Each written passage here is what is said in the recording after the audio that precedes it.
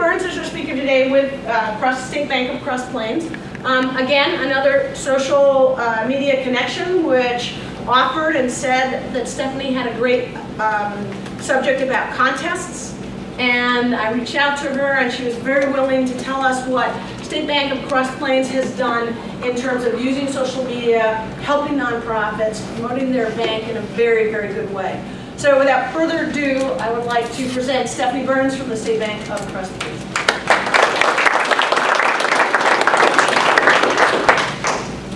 Where's the best place to stand? But thank you all for letting me come speak. Thanks to Wendy, and like she said, I am the marketing officer for the State Bank of Cross Plains, and I'm really excited to be here today to talk about bank social media, and specifically about a couple contests that we have run in the last couple years. So a little bit about the outline for today. I'll talk about the history of the bank and just a little brief overview of what we stand for and why we joined social media. We'll delve into a little bit about bank compliance, which is a big department at banks that all advertising, and especially if you do contests or sweepstakes, has to run through. Then I'll go into some examples of what other banks are doing on social media, and then we'll go into the two contests that we ran these last couple of years. We'll talk about the successes, failures, challenges, analytics, things like that. The State Bank of Cross Plains, we're a 103-year-old bank. We're an independent community bank with 10 locations in Dane County. So we have an office in Madison, and then we have 9 locations all around the bedroom communities in Madison, including one here. The big thing about community banks and our real niche is that we are all about the community. So a lot of the marketing dollars that we have actually go back into the communities, to nonprofits, to support different groups in the community. And we are all about that, and that's kind of how we framed a lot of our social media. And the other big benefit of community banks is that we have local decision making and servicing, which is a big benefit for mortgages especially. Everything stays in-house. It's not sold out. So we started on social media about a year and a half ago in January of 2010. And we were really just looking for a different way to get out there to complement what we were already doing marketing-wise with newspaper ads, billboards, radio, things like that. And just, you know, it was really all the hype. And so we decided to dive in because we researched a lot of our competitors, and really even now there's only a handful of banks in this area that are on social media. Across the US there's a ton, but here there really isn't very many. So we were looking to be a little bit progressive and get out there and just have another way to interact with customers, non-customers, centers of influence. You can see here that we are on Facebook and Twitter. Those are the ones we're really active on, and WordPress. We do have a blog. Our wealth management team posts about two blogs a week. And we're also on LinkedIn and YouTube. We only have one video out there. You can check it out, it's real funny, but we haven't done a lot with YouTube. So how did we implement things? The first big thing was getting executive management buy-in. We had, as you can imagine, a bank. This is real outside the box. I mean, they were like, what is social media? Thankfully, we had a president at the time that he had no clue what any of this stuff was, but he was real open to having us get into it and learn about it. And I created a LinkedIn account for him, and you know, he was real interested in it, even though he really didn't know a lot about it. So we did a lot of research and a lot of educating executive management. We researched our competitors and what other banks were doing out there to see, you know, what would we even post? What is our goals of this? What are we going to be doing on this? And we took it to executive management. They approved everything, and that's how we kind of got the ball rolling. Compliance was another area that we really had to look into and research, because compliance is a division of the bank. We have a legal division which deals with all of the foreclosures and, you know, things of that nature. But then we have a compliance department which deals with all of the regulations and auditors in a bank, which is insane. I can't imagine their job. It must be really boring. But they go through, read legal stuff all day long. And every ad that goes out of a bank has to be approved through them. So if you'll notice on any advertising that you see for banks, there's always a member FDIC, equal housing lender logo, and a lot of times there's a big stream of disclaimers on everything. And that's just how the equal housing lender just shows that we are lending equally to everybody. And the member FDIC is obviously a big regulatory agency for banks, and we have a lot of specific rules we have to follow in order to put, to be covered and not get charged fees. We could be paying with a fee if we would not put that logo on something that would go out. So, as you can imagine, compliance and marketing don't always get along, and especially with contests, it's a bear to get through everything. But it was something we needed to look into, and when we first launched, they were like, "Whoa, what are we doing here?" It was very new in the banking industry, and there weren't rules on it yet. So with all the other advertising rules, if you advertise a CD special, you have to put these disclaimers on it. And for social media, it was like, what are we doing with this? Or could we get fined? There was a real risk here that they didn't know what was going on.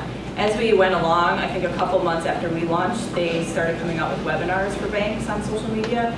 And turns out they're actually regulating social media just like any other advertising, just like any newspaper ad.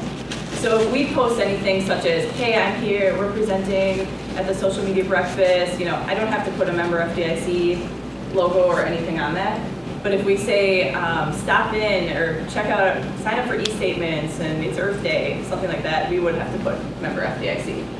So you'll find that a lot of our posts actually are about the community and about different things going on, and very rarely do I post anything about our products and services, just because I don't want to have to deal with that. Because on top of actually putting the disclaimer, you have to save all this stuff for like 5 or 7 years in paper form and print it off. It's craziness. So, that being said, once we got through all of that research and compliance, we actually worked with Outrigger 3, which I don't think John is here today. Not both of them? No. If you haven't met him, I think he's been a speaker at these breakfasts before. He's a great guy. So we worked with Outrigger 3 as a consultant to really figure out what our place was in Facebook and kind of get best practices of what we wanted to do and what other people were doing. And he helped us customize our Facebook a little bit. After that, we were on our own. There are 4 people in the marketing department at our bank. 2 specifically deal with our 50 and older club. So they do travel and social events and educational events for our 50 and older club. And then the other 2, me and my boss, do all the marketing for the bank. So we handle all the internal and external marketing, billboards, radio, newspaper ads, events, parades, trade shows, social media, website, all of that comes out of our department. I'm in charge solely of the social media. Unless I'm on vacation, then I have a backup. But otherwise, Wendy wanted me to touch a little bit about how much time do I spend on this. And it's actually, because I have so many facets of things that I'm doing, this social media probably is a small chunk of what I do every day. I probably only spend a half hour to an hour at the most on it. I make sure to check everything in the morning. I respond to anything I need to respond to. I post a couple things during the day, and that's about it. Unless we're running a contest, then it seems to be an 8-hour day. Nightmare, but this last one was. That's really it. We have one person. It's me. That does a lot of it.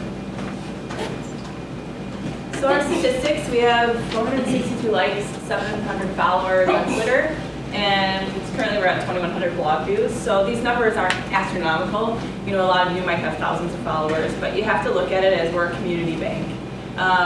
We're not something that like Starbucks that everybody wants to like because we're giving deals all the time. So I'm pretty happy with these numbers. They continue to grow, and especially when we do contests and different things on social media, the uptick seems to be a lot more than usual. So I'm pretty happy with where we're at in a year and a half. So a little bit more delving into compliance and issues that you all might have to deal with perhaps in your businesses. The first thing is reputation monitoring. And a lot of you, I'm sure, are familiar with reputation monitoring software. One really good one is Google Alerts. It's free.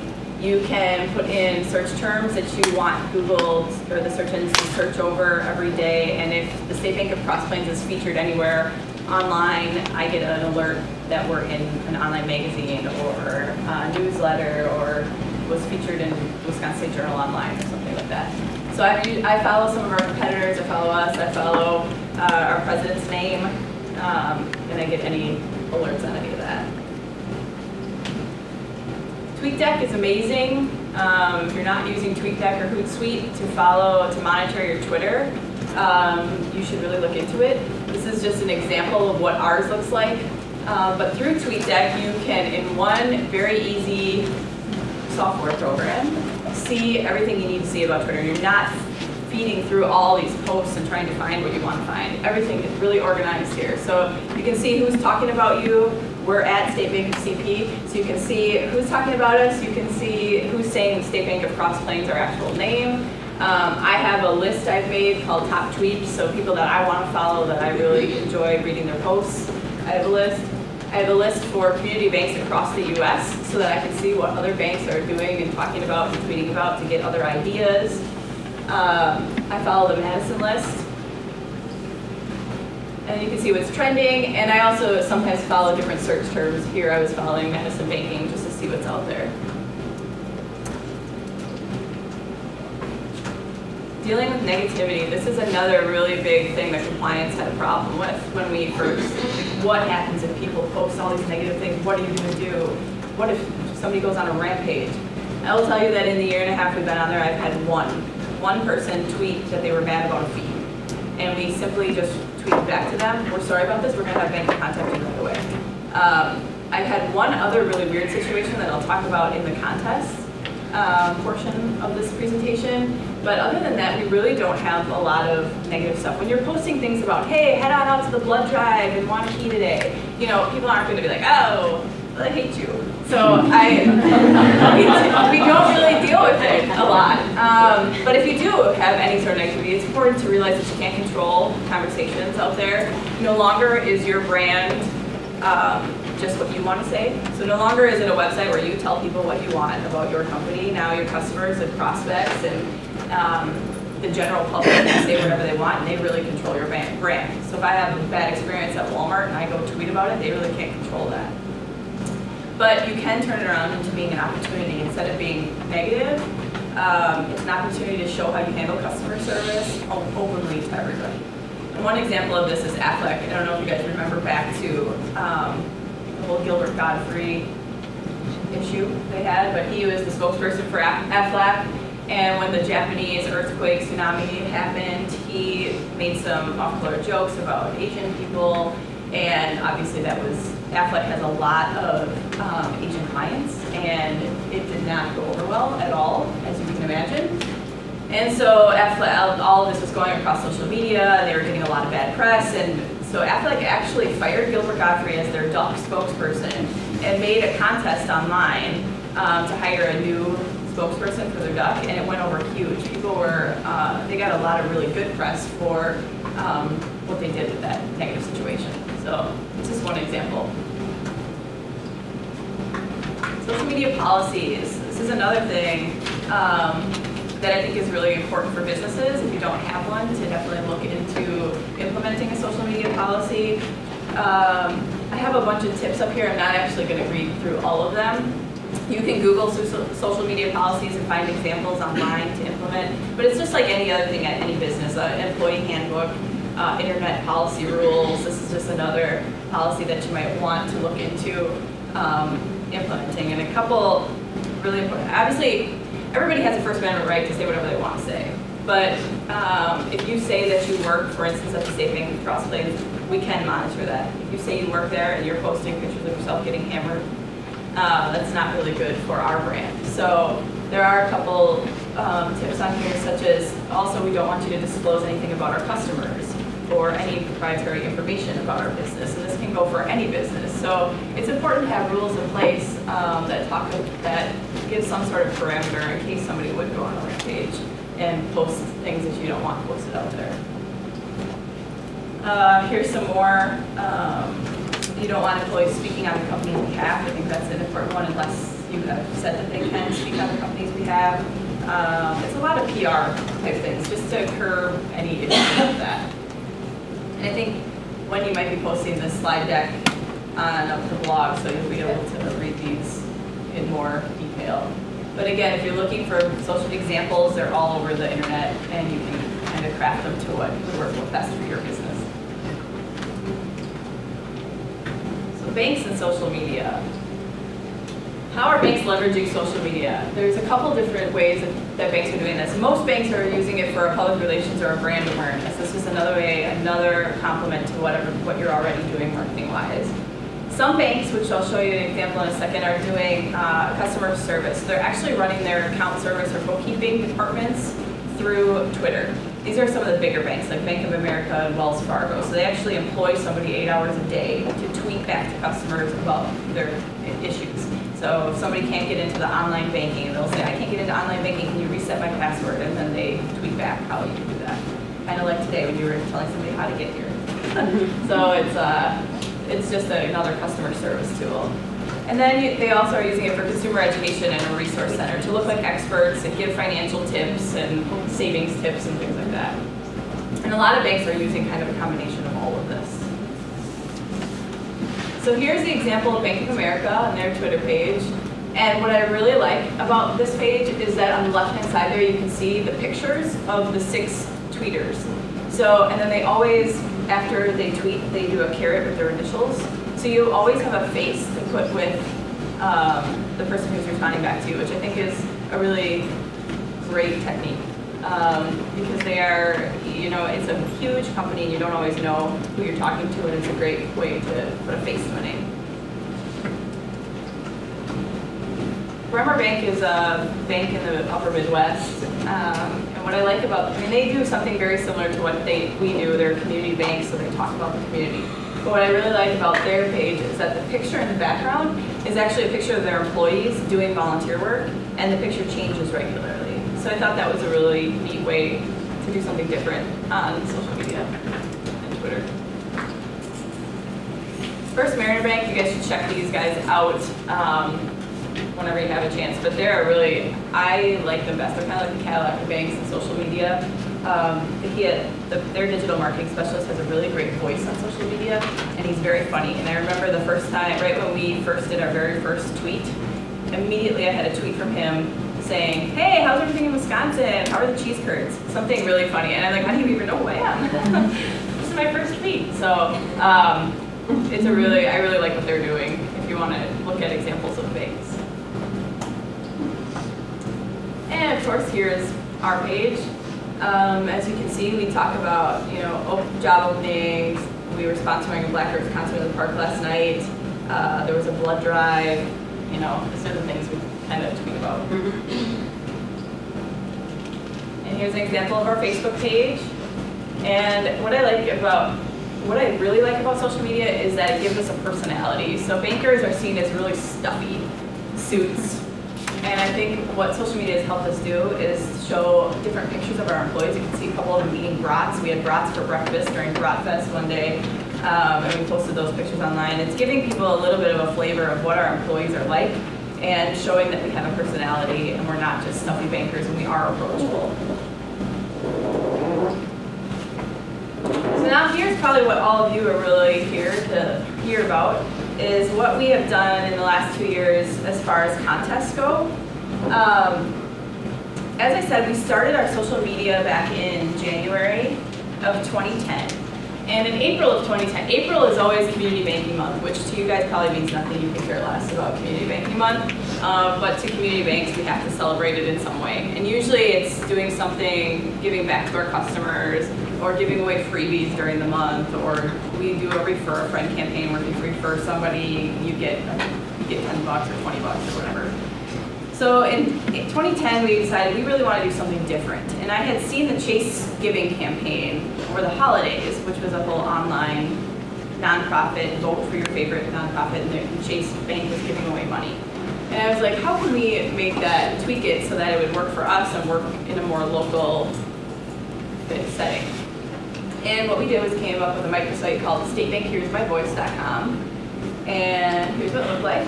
And it basically gave people a voice in our corporate philanthropy. So it gave people, how it worked was you went on to our site, and for the whole month of April, you could sign up a nonprofit. Anybody could. So let's say I'm not even part of United Way, but let's say I really like it. I could sign up to United Way, say why I think it's a really cool organization, and boom, it was out there for everybody to see and everybody to start voting on. And we had a ton of nonprofits sign up, and we gave away 2 $500 prizes at the end of the month. So the goals of the campaign, number one, I mean, 2010, which I mean, it's not much better than it is right now, but the economy was really bad. Funding for nonprofits was horrible, and they were losing funding, and so this was just another way to gain exposure for them and give back to nonprofits in Dane County. It was also a unique online experience. I don't think any other banks around here were doing anything like this. Now, since then, Heartland Credit Union has run a campaign, but it was pretty unique in the online world for banks. And obviously, we want to create a PR campaign for us and get something out of it.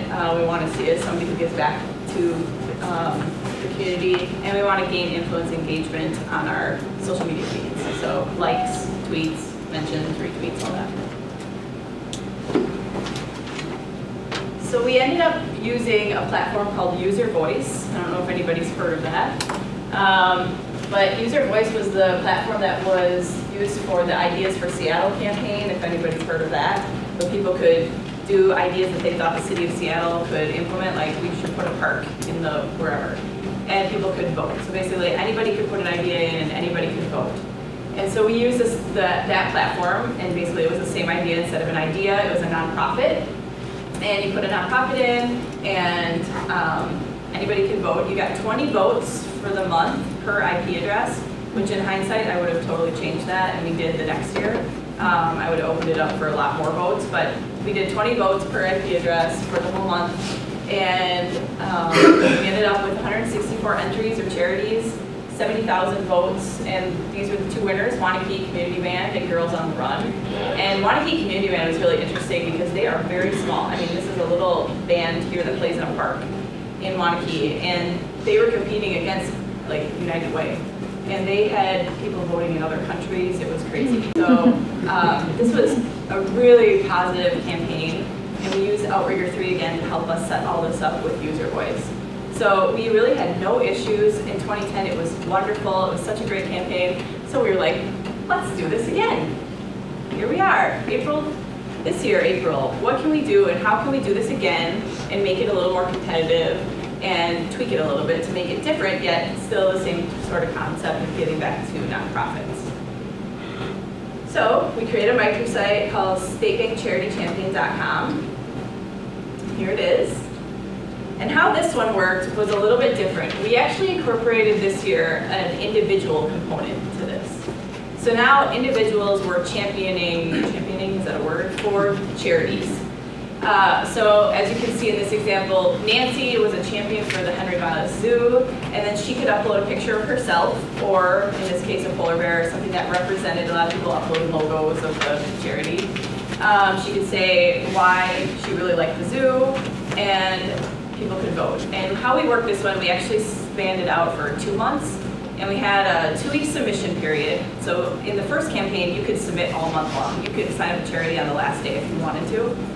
For this one, we did a 2-week submission period, so we collected entries for 2 weeks, and then after 2 weeks, they all flipped up into a voting portal.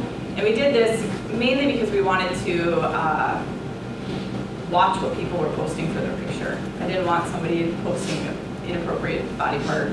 You know, we actually didn't have any of that, but you know, some people upload their photo and it was sideways, and this gave us time to kind of fix all the entries before they went up onto the voting platform. And after that, then you could vote. And this, how we changed the voting this year was that you got 3 votes per IP address per 24 hours. So people were voting like crazy for the whole month. And I think having the voting change and having it be an individual competition really changed the competitive nature of the campaign, because now everybody was on their own personal social media sites being like, vote for me, vote for me. And we had a prize. The nonprofit, the top 3 nonprofits got money prizes, $1,000, $750, and $500. And then the top champion got an iPad 2. And this iPad 2 was huge. People wanted it. And everybody was like, vote for me, I want an iPad 2. So we had, I think this campaign was a lot more successful and got a lot more buzz because of the individual aspect. So again, the same type of goals. We wanted to gain exposure for nonprofits, but we tweaked it a little bit, and then we created brand advocates for the nonprofits. And we wanted to exceed the 2010 numbers and make the campaign a little bit more competitive. And again, the same last two goals, creating awareness for ourselves and getting more influence and engagement on our social media channels. The results. Again, we worked with Outrigger 3, and this time we used a company called WiseHive. And with the high-profile success of community giving campaigns lately, there's a lot more platforms out there than there were a year ago. So a year ago, we actually spent quite a bit of money on our platform, and this year, like WiseHive cost $750. It was very cheap, and then there was like a monthly fee and other different fees we paid, but it was very cost-effective for what we wanted to do, and allowed us to do the picture uploading and all the competition. We did look into a couple of different platforms. One was Wildfire. I know some of you have dealt with Wildfire. We decided against them mainly because they didn't have the competition aspect that we wanted, and they've been known for not having the greatest customer service. But I mean, all of these companies are growing so fast, and a lot of them are very small, that customer service is something that's going to be a little interesting. WiseHive was so busy when we were doing our campaign, it was very hard to get in touch with somebody, but once we did, they helped us. But they did what we needed, and it worked well. For this one, we had 112,000 votes, over 112,000 votes, which was huge. We had 61 entries, which was lower than the year before, but again, we only had a 2-week submission period for this one versus the month submission period. And we had 3 winners, as you can see, they're across the bottom there. And in the background, you can kind of see everybody's pictures that were being uploaded. Now, why I commented earlier before that it was a little bit of a nightmare this time around was because we actually, when you make things a little more competitive and when you up money, so the year before it was $500.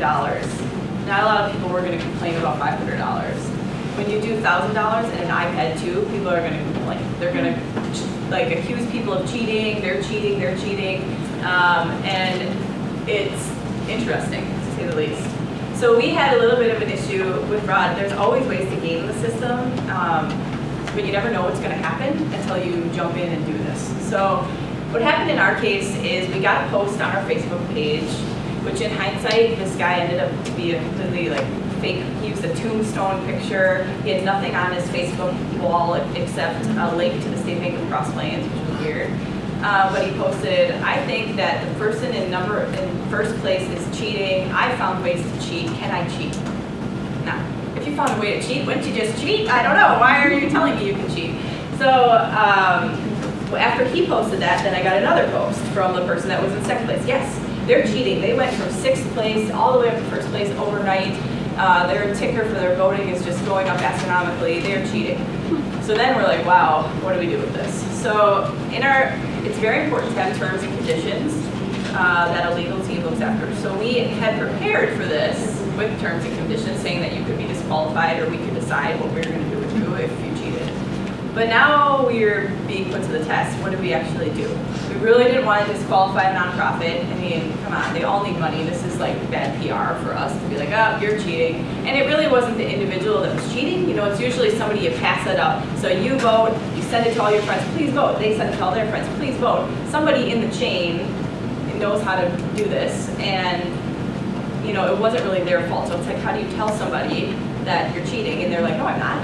Here's why we have all these votes. And I'm like, well, actually, we were able to run a report. And so what happened after that was I got in contact with the person that was in first place. I told her what was going on. I said, you know, there's been a couple people that have said that you have some fraud on your account. We're looking into it. I just want to make you aware. And of course, she was like, I'm not cheating. I would never cheat. And I'm like, I know you would never cheat, but there are ways to game online systems and sweepstakes. And I just wanted to make you aware that we're looking into it. We looked into it. It turns out there was 3,500 votes coming from one IP address, so there was cheating going on. So we ended up talking back and forth between me and the first place person and came to an agreement that we should take away the 3,500 votes. Obviously, she didn't want to win by cheating either. And then I worked with her to craft a message to all of her followers and Facebook fans and everything so that because we took away the 3,500 votes and didn't disqualify her because I didn't want to take a nonprofit out. And so with that, obviously her followers were going to be like, why did we just go down 3,500 votes? We were in first place. How did we go to 4th place? So we crafted a message that she could send out, and then WiseHive was able to turn whatever was letting people cheat off, so no more cheating can happen. But on top of that, while this was all going on, that same guy, I think a guy, I don't really know, but his name was a guy named that had posted on our Facebook page also sent an email, I think it's the same guy, to the Mount Horeb Superintendent of Schools, because this nonprofit was part of the school district. It's from an account called revengemail.com. I didn't even know there was such a thing. Threatening them, saying that they are cheating and they can't believe the school district would cheat, and oh, it was nuts. So there was all of this stuff going on, and it's just important. So the takeaway of all this is that you really need to be prepared for anything. Like, I had no idea there was even such a thing as revengemail.com, nor do I know how people even game systems or do anything of the sort. So it's important to be aware and have an idea of what you're going to do in case it happens. It went smooth then for the rest of the month. That was in the very beginning of the voting. At the very end of the voting, again, we had another person say, I think second place is cheating. They're going to take over first place. And of course, it was the first place person that was nervous that they were going to lose in the last night of voting. So what we ended up doing there is just looking at the top 5 and making sure all of their votes were legit before we announced any sort of winners, and turns out everybody was legit. So, and the first place person still won first place the next day. She didn't get taken away. So, it's important. So with any competition, especially when the prizes are high and people really want the prizes, you have to be ready for this.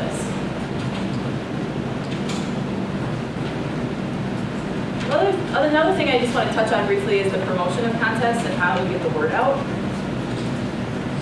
We kicked off our contest by enlisting current social media, our Facebook fans. We emailed all of our past contest participants, so the ones that participated in 2010, we sent emails to all of them. And we also have an email marketing database that we blasted this all out to. We cross-promoted online through Twitter and our corporate website.